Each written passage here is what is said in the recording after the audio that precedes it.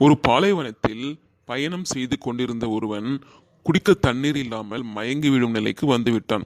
தாகத்தால் உயிர் போய்விடுமோ என்று நினைத்த போது தூரத்தில் ஒரு குடிசை போல் ஏதோ ஒன்று தெரிந்தது. மிகவும் கஷ்டப்பட்டு அவன் அந்த இடத்திற்கு சென்று விட்டான். அங்கே ஒரு கையால் அடித்து இயங்கும் பம்பும் அதன் அருகில் ஒரு ஜக்கில் தண்ணீரும் இருந்தன. ஒரு அட்டையில் யாரோ எழுதி வைத்திருந்தார்கள். ஜக்கில் உள்ள தண்ணீரை அந்த பம்ப் செட்டில் ஊற்றி அடித்தால் தண்ணீர் வரும்.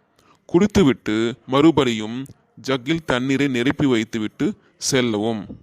அந்த பம்போ மிகவும் பழையதாக இருந்தது. அது இயங்குமோ தண்ணீர் வருமோ என்பது சந்தேகமாக இருந்தது அவனுக்கு.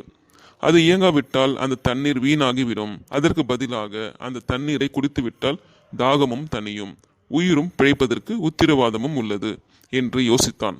தண்ணீரை குடித்து விடுவதே புத்திசாலித்தனம் என்று அறிவு கூறியது. ஒருவேளை அதில் எழுதி வைத்திருப்பது போல் அந்த பம்ப் இயங்குவதாக இருந்து அது இயக்க தேவையான அந்த தண்ணீரை முடித்துவிட்டால் இனி தன்னை போல் தாகத்தோடு வருபவர்களுக்கு அது பயன்படாமல் போக தானே காரணமாகி விடுவோம் என்று மனசாட்சி எச்சரித்தது. அவன் அதற்கு மேலே யோசிக்கவில்லை. ஆனது ஆகட்டும் என்று அந்த பம்பில் அந்த தண்ணீரை ஊற்றிவிட்டு அதை அடித்து இயக்க ஆரம்பித்தான். தண்ணீர் வர ஆரம்பித்தது. தாகம் தீர வேண்டிய அளவு தண்ணீர் குடித்துவிட்டு அந்த ஜக்கில் நீரை நிரப்பிவிட்டு செல்கையில் அவன் மனம் நிறைந்திருந்தது.